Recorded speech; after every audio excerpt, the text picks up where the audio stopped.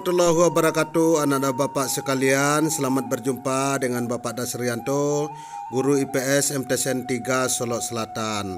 Pada kali ini kita akan membahas tentang materi IPS kelas 8 mobilitas sosial.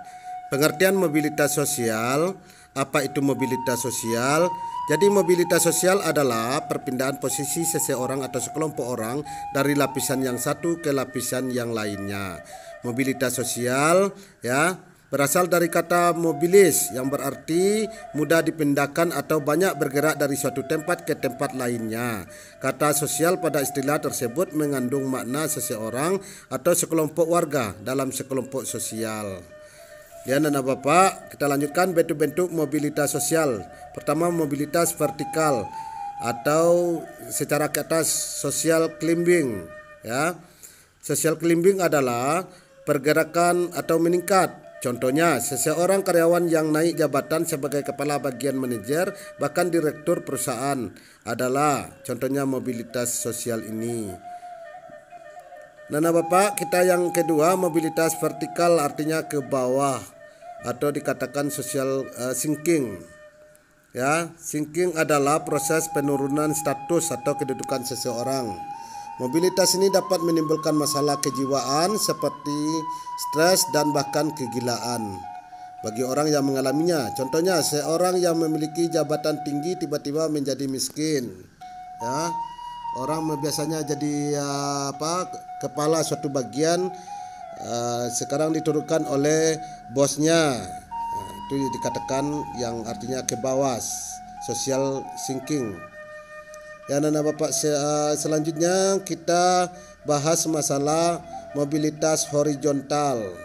Mobilitas horizontal adalah perpindahan status sosial seseorang atau sekelompok orang dalam lapisan sosial yang sama. Berarti mobilitas ini adalah peralihan individu atau objek-objek sosial lainnya dari suatu kelompok sosial lainnya yang sederajat, tidak terjadi perubahan kedudukan sama sekali pada seseorang. Apa itu vertikal dan apa pula itu horizontal? Jadi kita bahas juga, jadi supaya anak-anak Bapak harus paham ini tentang vertikal dan horizontal ini. Kalau vertikal itu kan naik atau turun bisa. Horizontal itu cuma cukup mendatar vertikal itu ada secara naik dan ada secara turun. Jadi horizontal itu mendatar aja. Itu yang dikatakan dengan vertikal dan horizontal. Dia anak Bapak, yang horizontal itu kamu jangan sampai salah paham apa itu vertikal dan horizontal itu. Jadi mobilitas sosial yang sama kedudukannya namun berbeda tempatnya. Contoh, Bapak Bambang adalah seorang guru IPS di SMP Harapan, namun ia dipindahkan tugas ke SMP lainnya, namun ia tetap sebagai guru IPS atau dari MTSN 1 ke MTSN lainnya. Selanjutnya anak-anak Bapak seluruhnya, kalian harus tahu itu faktor-faktor pendorong dan penghambat terjadinya mobilitas sosial. Berikut ini adalah faktor pendorong terjadinya mobilitas sosial. Pertama adalah faktor struktural. Kalian tentu mengenal semua presiden Indonesia yang pernah memimpin negara kita seperti Soekarno, Soeharto, B.J. Habibie, Abdurrahman Wahid, Megawati, Susilo Bambang Yudhoyono, dan Jokowi Widodo. Ketujuh dari tokoh Indonesia ini tersebut mencapai status sosial yang tinggi berkat sistem demokrasi. Faktor pendorong dan penghambat mobilitas sosial adalah faktor pendorong terjadinya mobilitas sosial. Yang pertama adalah faktor individu. Setiap keberhasilan yang ingin dicapai pastinya kembali kepada diri kita. Bagaimana kita berjuang, ambisi kita, sikap, pengetahuan, keterampilan adalah kunci untuk mencapai peningkatan. Selanjutnya anak Bapak, faktor sosial. Ketidakpuasan akan status sosial mendorong manusia untuk berjuang segigi-giginya. Selanjutnya faktor ekonomi juga. Ada seorang anak yang nama Acil adalah anak dari keluarga miskin. Karena keadaannya itu ketika dia SD ia sering digebuli oleh temannya, namun ia tetap semangat dan selalu berusaha yang terbaik. Atau anak MTS begitu juga. Waktu dia belajar sering dibully oleh temannya, tapi dia tetap semangat. Selanjutnya faktor politik. Kondisi negara yang aman dan damai membuat para pemimpin dapat menjalankan roda pembangunan. Semua rakyat berperan aktif dalam pembangunan tersebut.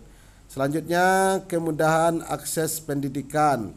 Jika pendidikan mudah didapat, tentu mudah juga bagi orang untuk melakukan pergerakan atau mobilitas dengan ilmu yang diperolehnya. Itulah faktor mobilitas sosial. Yang kedua lagi,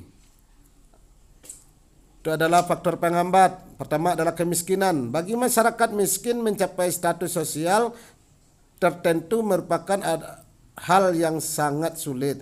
Namun sesulit apapun bukan berarti tidak bisa ya. Tetap semangat dan jangan sampai keterbatasan ekonomi membuat kalian putus sekolah, karena pendidikan itu penting sekali. Yang kedua anak bapak, faktor diskriminasi yang penghambat itu adalah perbedaan perlakuan. Biasanya orang yang didiskriminasi cenderung mendapat perlakuan yang berbeda. Diskriminasi biasanya terjadi akibat adanya perbedaan, baik itu suku, ras, agama, golongan, dan perbedaan bangsa. Itulah faktor penghambat. Ya, jadi anak-anak bapak seluruhnya kalian harus paham dengan mobilitas itu. Ya, terima kasih. Bapak Dasrilianto undur diri. Assalamualaikum warahmatullahi wabarakatuh.